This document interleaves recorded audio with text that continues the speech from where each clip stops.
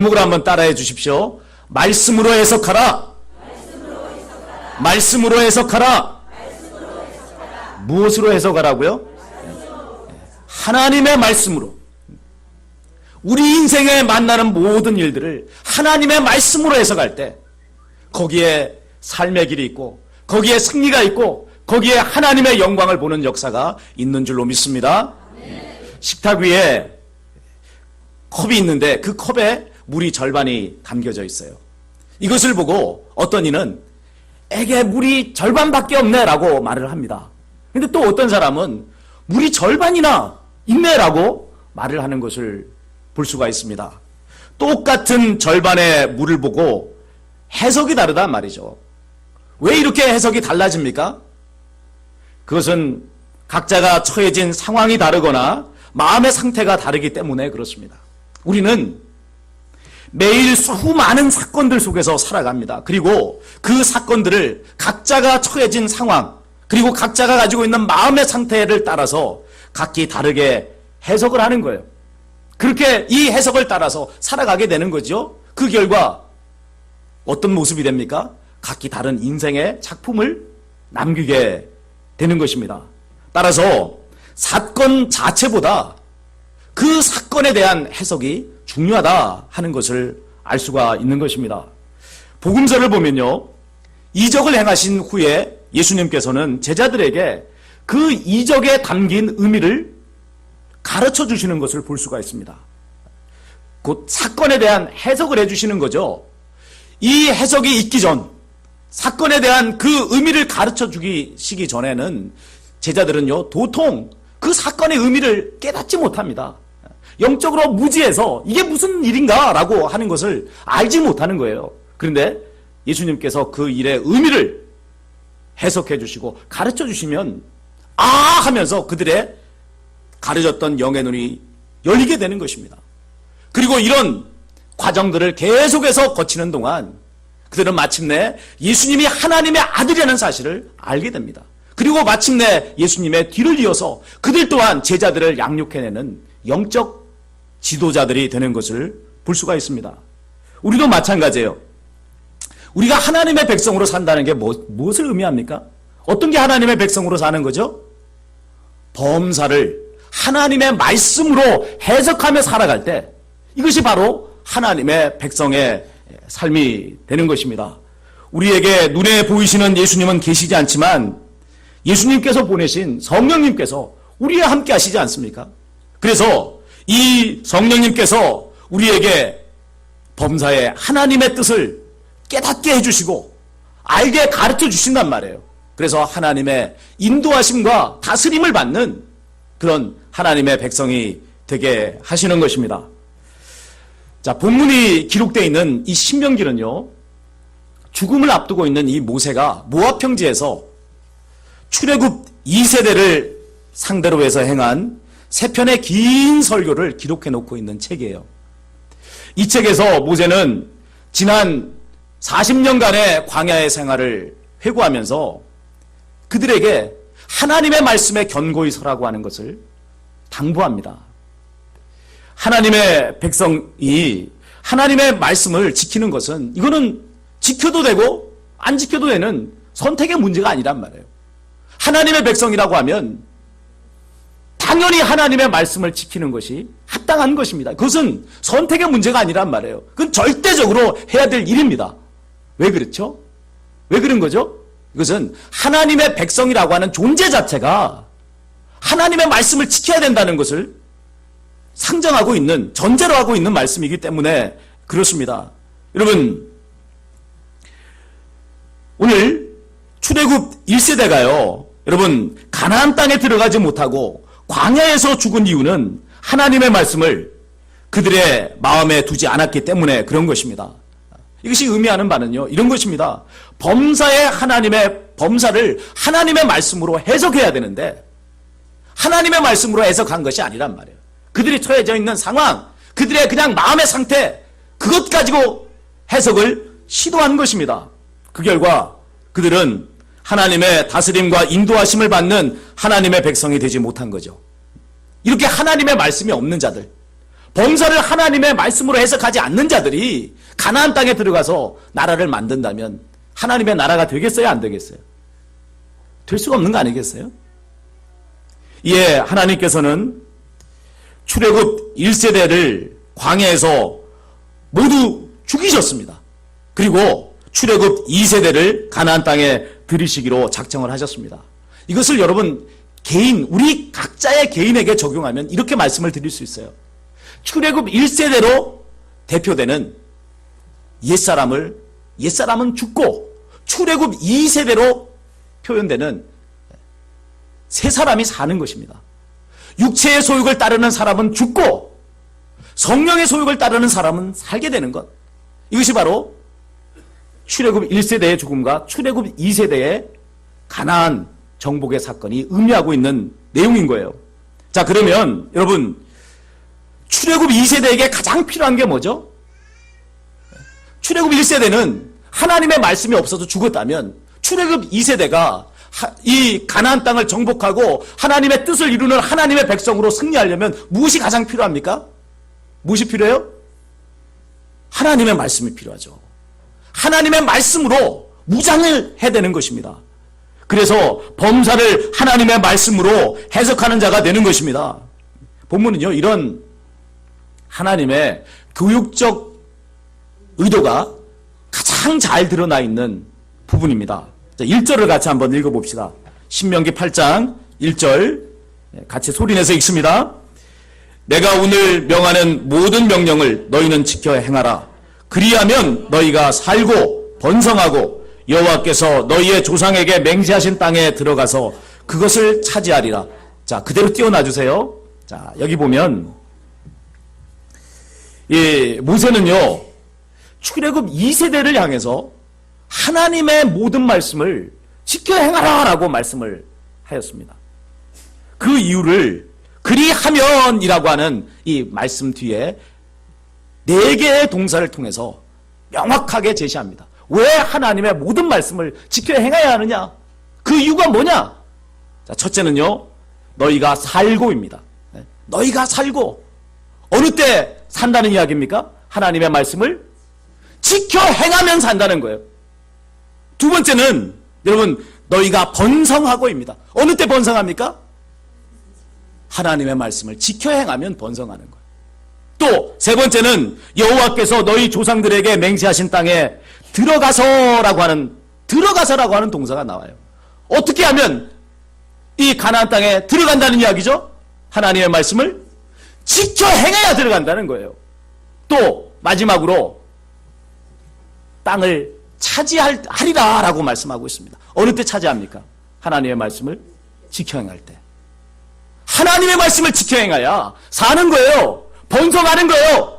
약속의 땅에 들어가고 그 땅을 차지하는 역사가 일어난단 말이에요. 이건 역으로 말씀을 드리면 하나님의 말씀대로 지켜 행하지 않으면 어떻게 된다는 이야기죠? 어떻게 돼요? 죽는 거예요. 번성하지 못하는 것입니다. 약속의 땅에 들어가지 못합니다. 그 땅을 차지하지 못하는 역사가 일어나는 것입니다. 하나님의 백성이 사는 길, 세상을 이기는 길은요, 오직 하나님의 말씀을 지켜 행하는 데 있단 말입니다. 앞서 말씀드린 대로 여러분, 왜 우리가 하나님의 말씀을 지켜 행합니까? 하나님의 백성은 왜 하나님의 말씀대로 살아야 되는 거죠? 그건 선택의 문제가 아니라고 그랬어요. 하나님의 백성이라고 하는 그 존재의 의미, 그 존재가 이미 가지고 있는 그 의미는 하나님의 말씀대로 지켜 행한다는 것이 하나님의 백성의 의미인 것입니다. 하나님께서 우리를 하나님의 백성으로 택하신 것은 우리를 통해서 하나님의 살아계심을 나타내기 원하시는 것 아닙니까? 눈에 보이지 않는 하나님의 나라를 이 세상 사람들에게 보이고 싶어서 하나님은 저와 여러분을 택하셔서 너는 내 백성이라고 말씀하신 것 아닙니까? 자, 하나님께서는 그 일을 어떻게 이루십니까? 우리를 하나님의 말씀에 순복하는 자, 하나님의 말씀을 지켜 행하는 자가 되도록 만드심을 통해서 그 일을 하는 거예요. 우리가 하나님의 말씀대로 지켜 행하면 어떤 일이 벌어지죠? 하나님 살아계심이 우리를 통해서 나타나는 거예요. 기적의 역사가 일어나는 거 아닙니까? 내 힘과 내 능력을 뛰어넘는 하나님의 능력이 우리에게 임하는데, 여러분, 사람 수준의, 육신의 사람의 수준의 뛰어넘는 인생을 살게 되는 거예요. 그리고 또 우리가 하나님의 말씀을 따라서 순종하게 될 때 거룩한 하나님의 공동체가 이 세상에 나타나게 되는 것입니다. 그래서 세상 사람들이 보지도 못했고 깨닫지도 못했던 놀라운 하나님의 나라, 놀라운 하나님의 역사, 이런 것이 나타나게 되는 것입니다. 자, 이것이 우리가 하나님 백성으로서 해야 될 사명인 거예요. 그런데 이를 감당해야 될 하나님의 백성이 하나님의 말씀에 순복하지 않는다면, 하나님의 말씀을 따라 살지 않는다면 어떻게 되겠습니까? 하나님 백성으로서의 사역을 못하는 거 아니겠어요? 더 나아가서 계속해서 회개하지 않고 하나님의 말씀을 계속해서 거역하며 산다면 이 사람은 어떻게 되죠? 하나님의 백성의 자리에서 낙오되는 것입니다. 그냥 세상 사람이에요. 이름만 교회에 나온다고 하는 교인일 뿐이지, 이름만 하나님의 백성일 뿐이지, 자기 뜻대로 사는데 그게 무슨 하나님의 백성이에요? 하나님하고 상관없어요. 교회 나와서 예배드려도 하나님하고 상관없는 거예요. 내 나라를 만들고 내 뜻을 이루기 위해서 나온 것에 지나지 않는 것입니다. 모세는 지난 40년간의 광야의 길에서 하나님께서 이스라엘 백성에게 가르치기 원하시는 것은 다름 아닌 하나님의 말씀을 그들의 마음에 두기를 원하셨다 하는 것을 말씀합니다. 2절 3절 제가 한번 읽어보겠습니다. 내 하나님 여호와께서 이 40년 동안에 내게 광야의 길을 걷게 하신 것을 기억하라. 이는 너를 낮추시며 너를 시험하사 내 마음이 어떠한지 그 명령을 지키는지 지키지 않는지 알려 하심이라. 너를 낮추시며 너를 줄이게 하시며 또 너도 알지 못하며 내 조상들도 알지 못하던 만나를 내게 먹이신 것은 사람이 떡으로만 사는 것이 아니요 여호와의 입에서 나오는 모든 말씀으로 사는 줄을 내가 알게 하려 하심이니라. 아멘. 출애굽 1세대가 출애굽에서 광야를 지나서 가나안 땅으로 들어가는 길목인 가데스 바네아에 도착했을 때는요, 그들이 출애굽한 지 1년 3개월쯤 되었을 때입니다. 그곳에서 가나안까지의 거리는 불과 일주일도 걸리지 않는 그런 가까운 거리였어요. 자, 그런데 그곳에서 사단이 일어나고 말았습니다. 가나안 땅을 탐지하려고 보낸 정탐꾼 12명을 보냈는데 그 중에 10명이 돌아와서는 어떤 이야기를 하느냐면 백성의 마음을 뒤집어 놓은 그런 보고를 한단 말입니다. 하나님께서 주신 땅은 과연 젖과 꿀이 흐르는 좋은 땅이라고 그들은 보고합니다. 그리고 그 가나안 땅에서 가지고 온 이 정말 알이 굵고 탐스럽기 그지없는 과일들을 보여줍니다. 그 땅은 정말 좋은 땅입니다. 그 땅은 정말 하나님께서 말씀하신 젖과 꿀이 흐르는 땅임에 틀림없습니다. 여기까지는 좋아요. 그래, 그 다음이 문제란 말이에요. 그 다음에 어떤 문제냐? 그 땅에 대한 그들의 해석을 하는 거예요. 뭐라고 이야기합니까? 우리는 결코 그 땅을 얻지 못할 것이라고 말합니다. 왜냐? 거기에는 강한 거민들이 살고 거기에는 견고한 성과 높은 성이 있고 그리고 심지어는 우리는 거기에서 거인족 속인 안악 자손을 봤다고 말합니다. 그들 앞에 우리는 메뚜기에 불과하다. 이게 그들의 해석이었어요. 정탐꾼들의 보고를 들은 이스라엘 백성은요, 밤새도록 통곡합니다. 다른 2명의 정탐꾼인 갈렙과 여호수아가 믿음의 보고를 합니다. 아니라 그들의 신은 그들을 떠났고 우리의 보호자신 하나님이 우리와 함께 하시니 우리가 올라가자. 그들은 우리의 먹이일 뿐이다. 그렇게 강변했지만 백성들은요, 이 두 사람의 믿음의 보고를 들으려고 하지 않습니다. 심지어는 돌을 들어서 갈렙과 여호수아를 치려고까지 한 것을 볼 수가 있습니다. 왜 이런 불신앙의 반응이 일어납니까? 그들의 마음에 뭐가 없어요? 뭐가 없어요? 하나님의 말씀이 없어요. 하나님의 말씀. 하나님의 말씀이 없으니까 그들은 그들의 처해져 있는 이 현재 상황을 뭘 가지고 해석하는 거예요? 자기 마음대로 해석하는 거예요. 하나님의 말씀으로 해석하지 않고 하나님의 말씀이 없는 자기들의 그냥 마음으로 해석한단 말이에요. 그러니까 우리는 들어가지 못한다. 우리는 거기서 죽는다. 그런 결론을 맺게 되는 것입니다. 자, 그들이 내린 이 해석은 가나안 땅에 들어가지 못한다는 것이었습니다. 자, 그러면 지금 이 출애굽 1세대는 하나님 백성입니까? 아닙니까? 하나님의 백성이에요? 아니에요? 하나님의 백성이 아니단 말이에요. 이름만 하나님의 백성이지. 하나님의 백성은 어떤 사람이에요? 하나님의 말씀을 가지고 있는 사람이에요. 하나님의 말씀을 좇아서 그 말씀을 따라 순종하는 게 하나님의 백성이지. 하나님의 말씀은 없는 채 지 마음대로 해석하고 자기 마음대로 행동하는 게 이게 하나님의 백성입니까? 아니지 않습니까? 그들이 하나님의 백성이었다면 가나안 땅을 주시겠다고 하는 이 하나님의 약속의 말씀을 붙잡고 앞으로 나가는 것이 맞는 거예요. 그들 앞에 견고한 성이 있든 안악 자손이 있든 하나님께서 우리와 함께 하시니 넉넉히 이기고 승리할 거라 하는 고백을 하면서 나가는 것이 맞는 거 아닙니까? 이게 하나님의 백성이 해야 될 일인 것이죠. 그러나 안타깝게도 출애굽 1세대의 마음에는 하나님의 말씀이 없었어요. 그들이 출애굽한 일이며 홍해바다를 건넌 일이며 광야를 지나온 모든 일들이 하나님께서 해주신 일인데 새카맣게 잊어버린 것입니다. 마치 자기들이 지금까지 이 모든 일을 해서 여기까지 온 것이냐 착각을 한 것입니다. 그러면서 우리는 가나안 땅을 차지할 수 없다. 왜 하나님께서는 우리를 이곳으로 인도하여 드려서 우리를 죽게 하시고 그리고 우리의 처자를 저 가나안 사람들에게 사로잡혀 종이 되게 했느냐 하면서 엄청난 원망과 분노를 하나님께 퍼붓는 것을 볼 수가 있습니다. 기가 차지도 않는 일 아닙니까? 여러분, 이것이 출애굽 1세대만의 일은 아닙니다. 지금까지 살아온 것이 전적인 하나님의 은혜인데도 우리는 그것을 조금 더 기억하지 않고 마치 내가 살아온 것인 양 착각을 합니다. 그래서 조금 힘들고 어려운 일에 부딪히면 뭐라고 말합니까? 하나님 왜 이러십니까? 왜 나를 이렇게 힘들게 하십니까? 지금까지 해온 것만 해도 힘들고 어려워서 죽겠는데 왜 또 하나님 이런 시련을 나한테 주십니까? 하고 막 하나님을 향해서 원망하는 것 아닙니까? 자, 이건 하나님의 백성의 모습이 아니단 말이에요.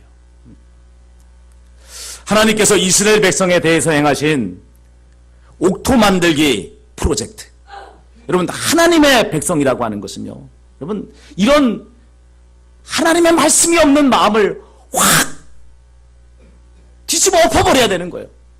깊이 경작해서 그 속에 자리하고 있는 내가 주인이 되고자 하는 이 마음을 확 뒤집어 엎어버려서 하나님의 말씀, 이 말씀을 30배, 60배, 100배 결실하는 옥토의 마음이 되어야 하는 것입니다. 이런 옥토의 마음을 만드시기 위해서 하나님께서는 이 옥토 만들기 프로젝트를 가동하십니다. 그것이 뭐예요? 광야 40년의 여정이더란 말이에요.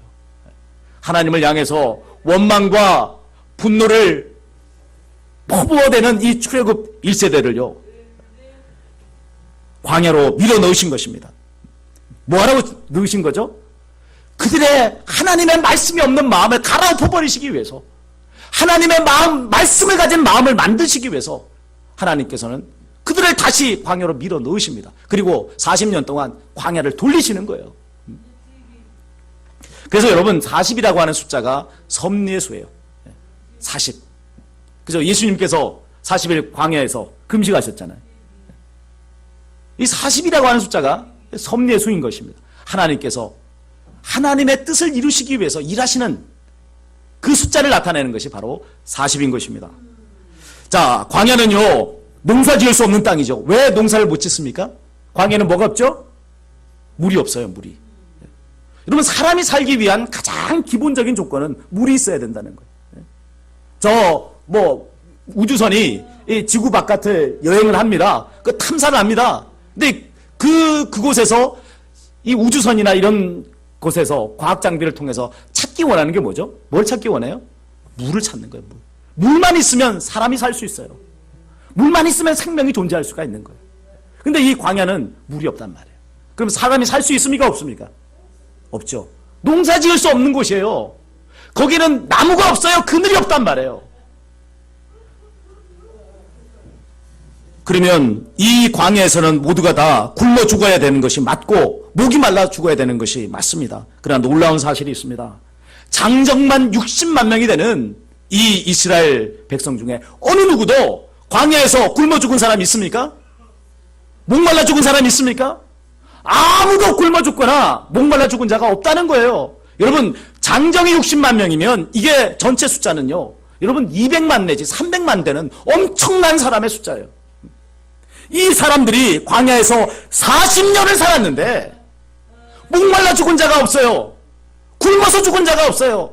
200만 300만이 하루에 먹는 양식이 얼마나 많겠어요. 200만 300만이 하루에 마셔야 될 물이 양이 얼마나 많겠어요. 근데 그들 가운데 어느 누구도 굶어 죽은 자가 없고 목말라 죽은 자가 없는 것입니다. 어떻게 그런 일이 벌어집니까? 심지어는 오늘 말씀을 보면요, 그들의 의복이 헤어지지 않았다는 거예요. 그들의 발이 부르트지 않았어요. 어떻게 이런 일이 벌어진 것입니까? 40년 내내 하나님께서 그들에게 먹을 것, 마실 것, 입을 것을 공급해 주셨기 때문입니다. 이래도 하나님을 믿지 못하겠냐는 거죠.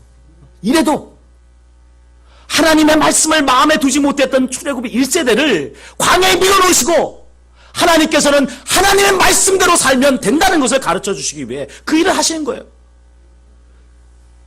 200만 300만을 40년 동안 하나님께서 먹이시면서 이래도 나를 못 믿겠느냐, 이래도 나를 신뢰하지 못하겠느냐, 하나님은 그것을 가르치신 것 아닙니까? 여러분, 이렇게 말하는 사람이 있습니다. 하나님의 말씀대로 다 지켜야 가면 못 살아.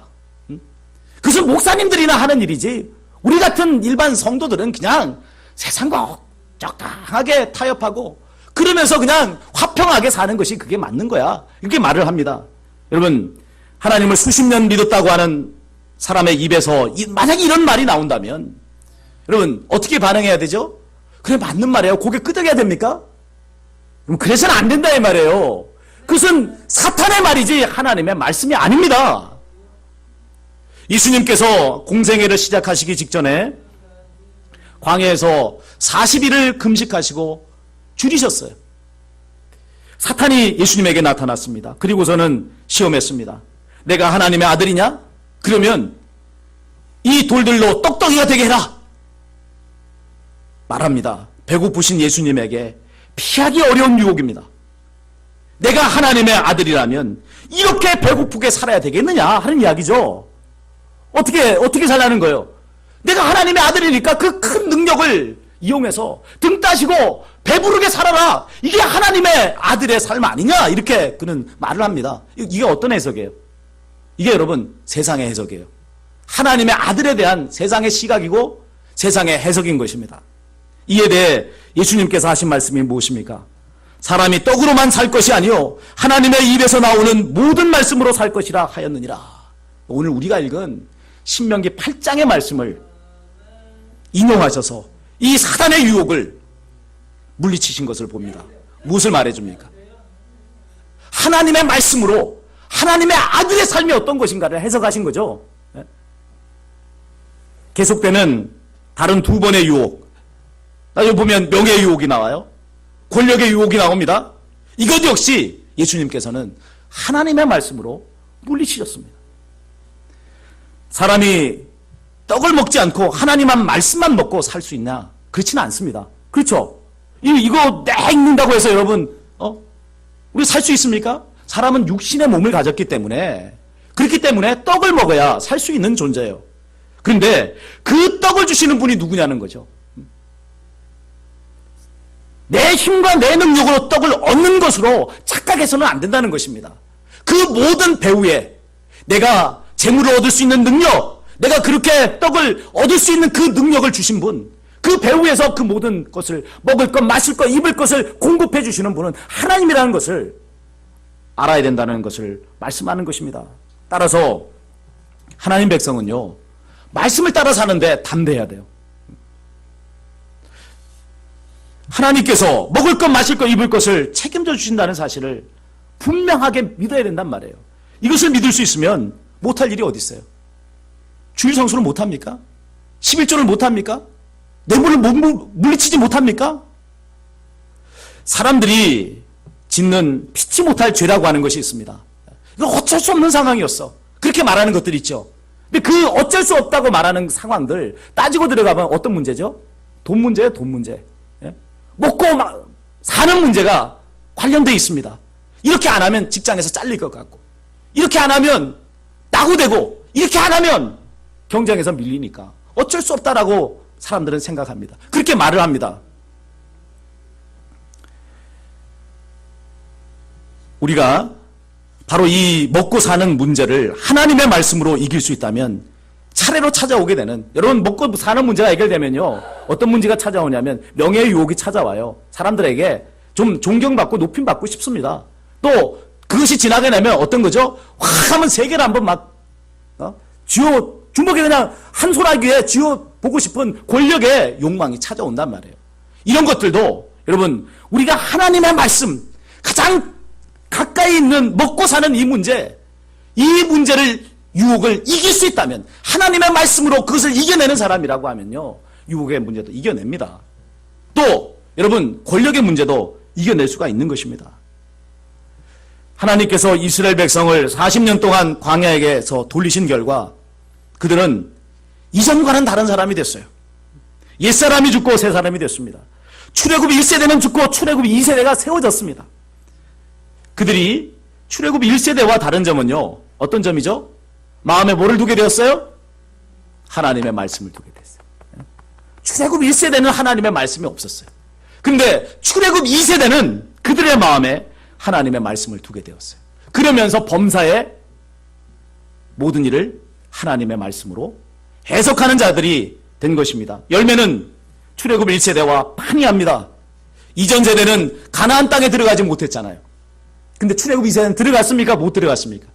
들어갔습니다. 어떻게 들어갔죠? 그들의 숫자가 출애굽 1세대보다 막 엄청나게 많이 늘었습니까? 숫자 여러분 똑같습니다.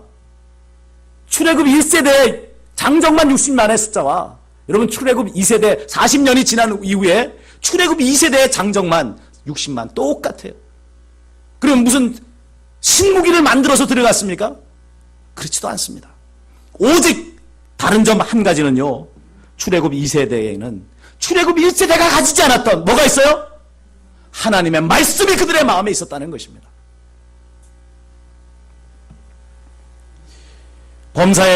범사를 하나님의 말씀으로 해석한다는 것은 크고 중요한 일에만 관계되는 것이 아닙니다. 지극히 사소한 일에도 여러분 하나님의 이 말씀으로 해석하는 것이 필요한 거예요. 제가 최근에 카이캄, 우리 교회가 이제 소속되어 있는 카이캄의 목사 안수식에 안술위원으로 다녀왔습니다. 이 목사 안수식이 거행되는 곳이 이제 분당 할렐루야 교회당인데 거기까지 가려면 좀 시간이 좀 걸려요. 그래서 월요일에 이 목사 안수식 예식을 갖게 되는데 주일 사역을 마치고 나면 월요일 아침은 굉장히 많이 피곤합니다. 그러다 보니까 그곳까지 가려고 하니까 막 짜증이 나는 거예요. 가지 말까? 안 갔으면 좋겠다. 자, 순간 제가 얼마나 육체적인 사람이 됐는가 하는 것을 깨달았어요. 처음에 목사 안수위원이 되셨으니까 오셔서 목사 안수 해주세요 했을 때 정말 감사했거든요. 너무너무 감사했어요. 수년 동안을 훈련받아서 힘들고 어려운 이 훈련의 기간을 통과한 100명이 넘는 목사님들, 이 목사 후보생들에게 안수해서 목사로 세우는 그 일이 얼마나 복된 일이에요. 여러분, 우리 소속되어 있는 이 카이캄에 여러분, 얼마나 많은 목사님들이 있는지 몰라요. 그 교회와 그리고 선교단체들을 다 합치면 4,500개가 넘는 그런 기관들이 우리 카이캄에 소속되어 있습니다. 그 가운데 한 30-40명 목사님들을 초청해서 목사 안수를 주시는 목사 안수로 자로 세우는 겁니다. 얼마나 그게 귀한 자리입니까? 그런데 어때요? 피곤해서 가지 말까? 이런 생각을 했다는 거예요. 무엇을 깨달았느냐면, 내가 얼마나 육신적인 생각을 하고 있는가, 얼마나 육신적인 사람으로 바뀌었는가 하는 것을 순간 깨달은 거예요. 여러분, 그래서 하나님 앞에 회개했습니다. 하나님, 제 마음을 새롭게 해주십시오. 그리고 이 목사 안수 예식에 정말 저를 통해서 성령의 기름이 목사 안수를 받는 이 하나님의 종들에게 부어지게 해주십시오. 하나님의 영광을 마음껏 드러내고 승리하는 목회 사역을 할 수 있도록, 감당할 수 있도록 능력을 부어주십시오. 그런 이제 기도를 하고 가서 이 목사 안수 예식을 마치고 돌아왔습니다. 여러분, 이렇게 이야기하시는 분도 있을 거예요. 목사님, 성경에 제게 해당하는 일은 나오지 않는데 그럼 어떻게 하죠? 그럴 수도 있죠. 예? 성경은 모든 인생의 이야기들을, 사건들을 다 기록해 놓은 것이 아닙니다. 성경은 원리의 책입니다. 자, 그렇다면 우리가 그럴 때 하나님의 말씀으로 해석한다는 것은 어떤 일일까요? 자, 내가 당한 그 일의 본질이 무엇인가를 보는 것입니다. 그 일의 본질. 하나님께서 나를 직분자로 세우셨다면 그건 뭐예요? 직분을 자랑하라고 세운 게 아니죠. 본질은 뭐죠? 그 직분을 가지고 잘 섬기라고 주신 것이 이 직분의 의미 아닙니까? 그 본질을 보라는 거예요. 본질을 놓치니까 어떻게 해요? 이거 가지고 이 목에 힘을 주고 나는 이런 사람이야 라고 말을 하는 것 아니겠습니까? 바로 우리가 우리의 삶에 일어나는 일들을 하나님의 말씀으로 해석할 때 가장 먼저 해야 될 일은 본질을 봐야 되는 거예요. 그 일의 본질이 뭔가 그걸 보고 이제 성경의 대원리인 하나님 사랑, 이웃 사랑의 그 원리를 가지고 내가 어떻게 행해야 될 것인가 하는 것을 찾아내는 것이 바로 하나님의 말씀으로 우리의 삶의 일들을 해석하는 방법이 되는 것입니다. 사랑하는 여러분, 나는 과연 하나님의 백성 맞습니까? 그렇다면 오늘 내가 당하는 일들을 무엇으로 해석해야 되죠? 뭘로 해석해야 되죠? 하나님의 말씀으로. 하나님의 말씀으로 해석하고 하나님의 말씀을 따라 사는 게 하나님의 백성인 것입니다. 그럴 때 하나님께서 나를 통하여 하나님의 살아계심과 하나님 나라를 세상 사람들에게 나타내십니다. 이 귀한 승리가 저와 여러분에게 있으시기를 주님의 이름으로 축원을 드립니다. 우리 다 같이 주신 말씀을 기억하시며 결단의